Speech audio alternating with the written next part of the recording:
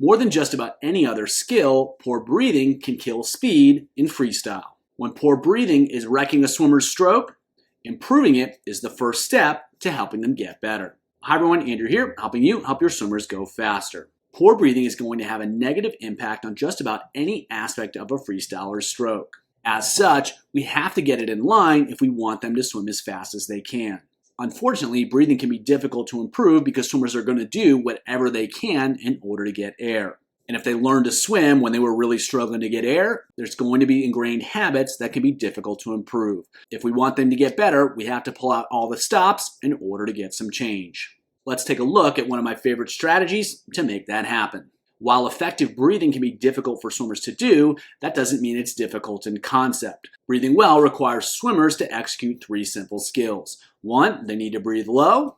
2, they need to breathe straight. And 3, they need to breathe fast. If they can do that, they're going to have a breath with minimal negative consequences. What are those potential consequences? Well, if swimmers are pulling their head to the side, they're not breathing straight.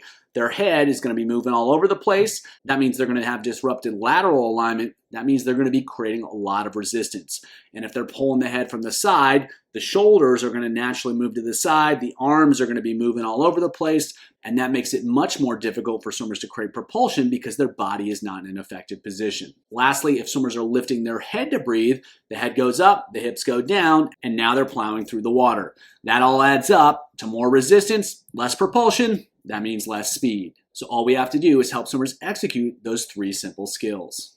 So here's an awesome example of this in action. So that breath is low. He's not lifting his head. You can see his head stays in the same basic position. He's not moving his head to the side. He is breathing very, very straight, and he's breathing really, really, really fast. So that breath is low, it's straight, and it's fast, and that's going to allow him to maintain his alignment. You can see his hip position doesn't change.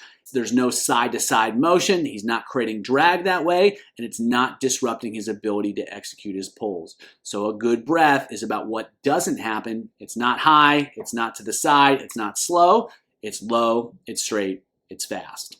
So if we know the simple skills that swimmers need to execute to breathe well, why is it difficult to make it happen? Well, first of all, their breath feels normal to them. They don't realize anything is wrong because they've done it in the exact same way for many, many years. And because they've always done it a certain way, they have no idea what good even means. So if you were to tell them you need to breathe low, you need to breathe straight, you need to breathe fast, they already think they're doing those things. So those words don't necessarily mean anything. And that ties into having no clear goals, no clear feedback, because again, they don't understand what needs to happen because they think they already do it. If they could feel that they lifted their head or pulled it to the side or it took too long, they would already make those changes. And so they can't know if they're doing it well, they can't really know if they're doing it better, and that makes it very difficult for them to change. A less appreciated aspect of the difficulty of improving breathing is that swimmers are cheaters. And so if they do a breath where they pull the head to the side, if they lift it up, they'll often use their hands to scull, and so that will stabilize their body, and that will limit the negative impacts of the breath.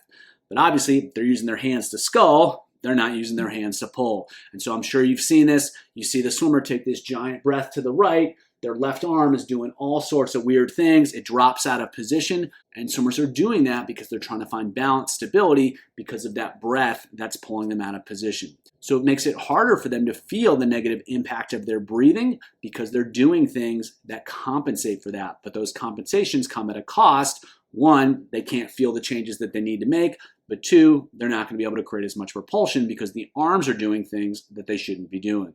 So how can we overcome all those challenges at the same time? One of my favorite ways is using paddle cap freestyle and having swimmers use tennis balls when performing that drill. So with paddle cap freestyle, swimmers have to breathe straight and low or the paddle comes off. Now they have a clear goal. Now they have clear feedback, but they can still scull if they lose position even slightly, so that can allow them to get away with some mistakes that we wouldn't necessarily want, and it may be in reinforcing the compensations with the hands that, again, we don't want those either. How do we fix that issue? Give them a tennis ball to hold. So we have the exact same challenge to the breathing, but they can't use their hands to sculpt because it's not going to do anything when they have the tennis ball in their hand. So now they're going to be more aware of the mistakes that they're making, and once they can feel it, they have the opportunity to fix it. So with one simple adjustment, we can take a really effective drill and make it a lot more effective because it puts swimmers in a position where they still have really clear goals, but we've taken away some of the options that they might use that may be less desirable, and now we're forcing them to find a solution that's going to be more effective in the long term, and that's ultimately what we're looking for whenever we're trying to create change. And so if you're not familiar with paddle cap freestyle, this is what it looks like. The only difference here is you're going to add tennis balls when the swimmers are swimming. This swimmer is using an open hand, and so is this swimmer. Only difference is now we've got tennis balls. They've got to be tighter. They've got to be faster with everything in order to get through the breath, not only to keep the paddle on, but they can't scull, they can't compensate, and they're going to be able to feel that when they have the tennis balls. So we take an effective drill, we make it even better. So how can we use this combination optimally? Well, a simple progression is first, just have them do paddle cap freestyle. Make sure that they can execute it without the paddle coming off. For many, that's a sufficient initial challenge. Just stay with that until they have it down. Once they can do that, now you add the tennis balls, or you can just use closed fist if you don't have tennis balls. And now the challenge is going to be much more significant. And when they can finally do that reasonably well with reasonable consistency, now you can increase the challenge. So what are the options for challenging them? You can challenge them from a performance standpoint, asking for speed, for stroke rate, for stroke count. You can do all those at the same time. You can also have them go one tennis ball at a time. You can have them go with the tennis ball on the non-breathing side, or you can have them go with the tennis ball on the breathing side. That's going to change the challenge in different ways and force them to adjust in different ways as well. You can also change the breathing pattern, have them go from the left, have them go to the right, have them go every 3, have them go every 5. That's also going to create a different challenge because some swimmers are going to be better breathing one side versus the other, and it's also difficult to switch from side to side. So lots of different ways to turn up the challenge over time to help swimmers continue to learn. Here are 2 simple sets that illustrate these concepts. So the first set, they're going to go 4 rounds through. 425 paddle cap freestyle with tennis balls. Number 1 is smooth. Number 2 is build. They're going to go breathe to the left on number 1 and number 2. They're going to breathe to the right on number 3 and number 4. So just feeling it out, adding a little bit of speed.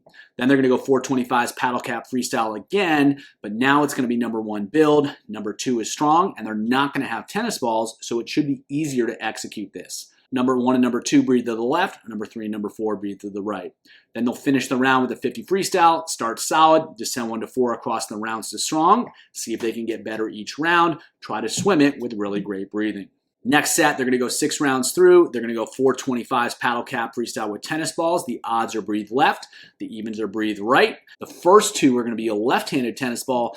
The next 2 are going to be a right-handed tennis ball. And so the challenge here is we've got different breathing patterns. We got the tennis ball in different hands. And so they're going to have to do 4 different combinations of breathing pattern and tennis ball. That's going to make it more difficult for them to execute it. And so if they have any holes anywhere, it's going to be obvious. They're going to have to figure that out.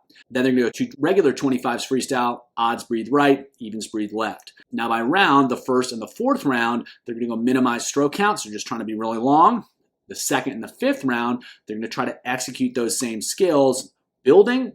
And then the 3rd and the 6th round, they're going to try to go strong on those. So we're challenging them from a speed standpoint and a stroke count standpoint as well. So not only do they have to keep the paddle on their head, they've got to manage the different tennis balls, they got to manage the different breathing patterns, and they got to find a way to perform as well. If you want a comprehensive approach to improving freestyle breathing, check out the video below.